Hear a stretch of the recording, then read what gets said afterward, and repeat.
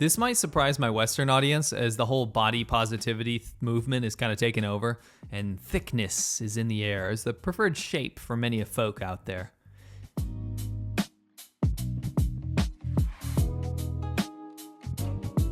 But there's this thing going around China where girls are showing off how they can wrap their headphones around their belly, and the more times they can wrap them around, that's the more clout that they get. Now, I'm about to sound off on this, as I just can't wrap my head around this phenomenon. Shut up, guys. I'm in my 30s now, and I can make jokes like this. I'm supposed to go around twice, aren't I?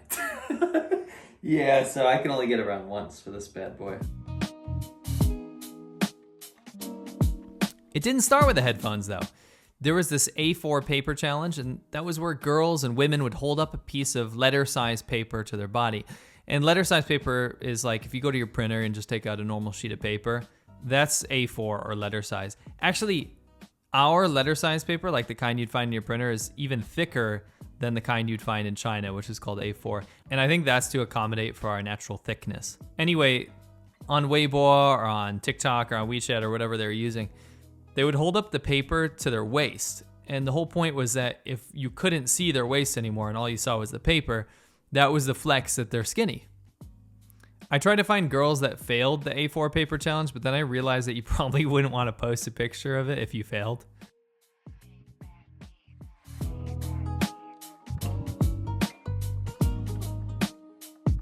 Then there was the 100 RMB wrist challenge.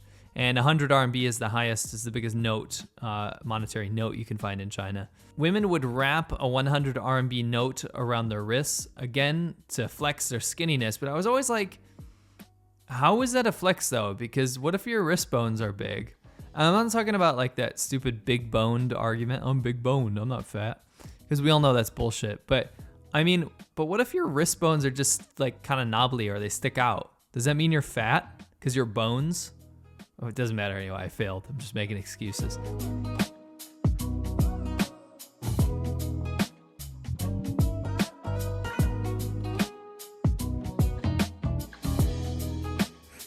Yeah, none. There was the long leg challenge where people were and still are flexing how long their legs are. And that is seriously important in China. So much so that women actually go to the hospital or a plastic surgeon and they get their shins broken and then extended.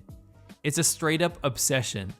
And it's perpetuated by the trend, but also it's become something of a fetish or even a type for Chinese men within Chinese society.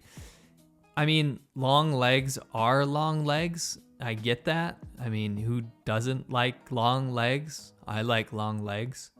But I'm talking about something different. It's gotten to a point where it's such an obsession that they literally have apps that make girls' legs long. Thankfully, it's still pretty easy to spot the fakes. Then we have the iPhone 6 challenge, and that was where girls would hold an iPhone 6 over their knees to see if they were skinny enough to make, their knees disappear behind the phone. Again, what if you have big ass knees? iPhone 6, that's tiny. I remember there were even people back then that said it was cheating if you use like an iPhone 6 Plus because it's a little bigger. So it was a flex on how skinny you are, but not how rich you were, because if you had a base ass iPhone 6, then you're not showing off how much money you have. Anyway, dudes, I can't even pass that challenge with my iPhone 12 Pro Max. But I'm a fat white man, not a skinny Chinese girl. Then there was the belly button challenge, and that's where women were reaching around their waist and they're using their opposite side hand to see if they could touch their belly button. That's definitely a dream of mine that may never be realized. Perhaps the most bizarre was the coin in the collarbone challenge, and that's where women competed to see how many coins they could house within their collarbones. Bonus points were given if the coins remained upright and for how many coins one could hold.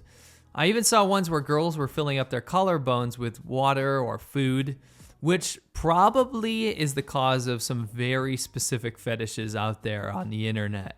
I mean, suit soaking is a thing. Don't look that up. So why not collarbone soup? By the way, don't look that up.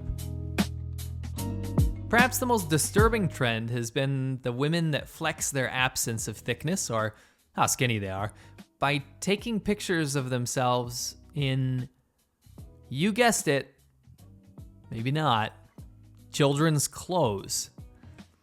I feel like that is satisfying a demographic of people that don't deserve to be satisfied, but that's another argument as to why this is probably not a good thing.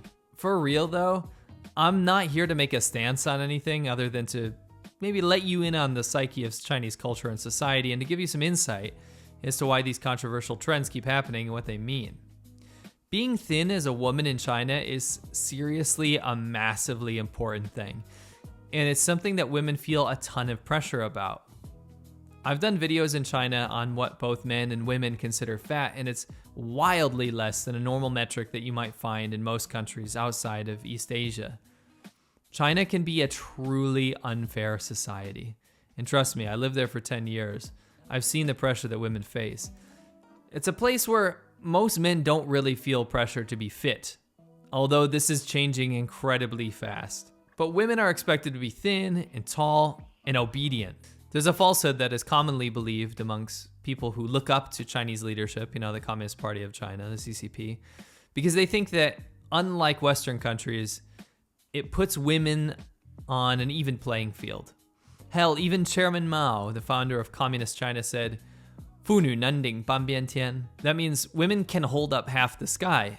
And that quote's often used by feminists and women's rights activists, but that was just Chairman Mao's expectation of women being able to hit the same outputs for his ridiculous quotas as men. It was not an expression of feminism. Anyway, I digress. The truth of the matter is that in China, like much of Asia, it's a very male-driven society. However, big disclaimer, that does not mean for 1 minute that women are powerless in relationships in China. Women, once locked down, tend to rule the roost at home. There is a hilarious fantasy amongst people who like to fetishize Asian women that they will somehow be loyal and obedient and do the housework and never talk back and cook and clean. And this is a hilarious miscalculation. Chinese women can be fierce as hell, and they tend not to take any shit.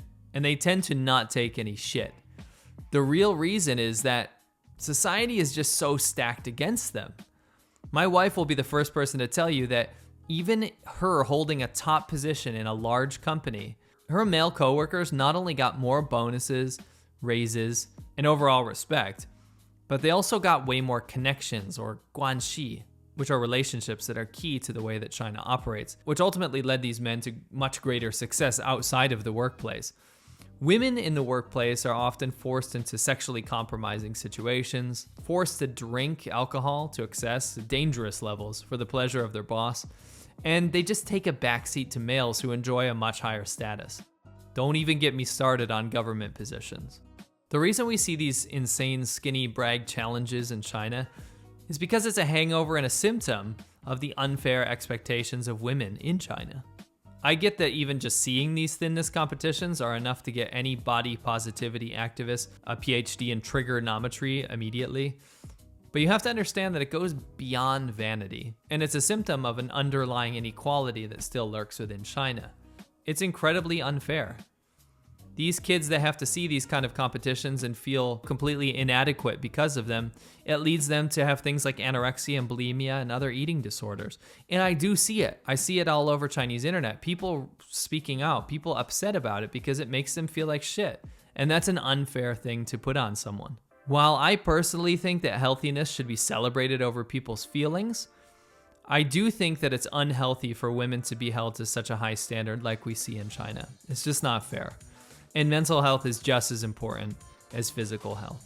I do think that maybe we've swung a little bit too far in the other direction in terms of not acknowledging how important physical health is in the West. But ultimately, challenges like this serve no good purpose other than to further the already immense burden that Chinese women have within the borders of China. That being said, I am pretty damn inspired to get into shape after trying all of these challenges. I want to say thank you to all the patrons out there at patreon.com/Laowai86. It's the only reason we can get this done. It's the only reason we can do this channel. I love talking to you guys. When you sponsor me over there, I talk to you guys every single day, every single morning. I answer your questions and I talk to you personally. And it's just an awesome community that we've built. So I really appreciate everyone that supports me over there. I want to say thank you so much, Laowinners, and I'll catch you on the next one.